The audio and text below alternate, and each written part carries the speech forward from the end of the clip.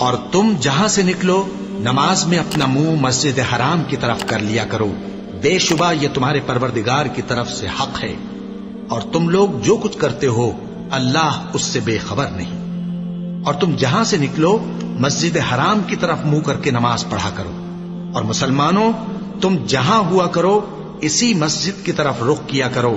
یہ تاکید اس لیے کی گئی ہے کہ لوگ تم کو کسی طرح کا الزام نہ دے سکیں، مگر ان میں سے جو ظالم ہیں وہ الزام دیں تو دیں۔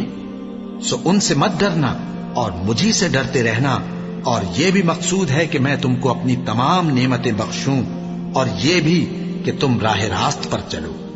جس طرح من جملہ اور نعمتوں کے ہم نے تمہیں میں سے ایک رسول بھیجے ہیں جو تم کو ہماری آیتیں پڑھ پڑھ کر سناتے اور تمہیں پاک بناتے، اور کتاب یعنی قرآن اور دانائی سکھاتے ہیں، اور ایسی باتیں بتاتے ہیں جو تم پہلے نہیں جانتے تھے۔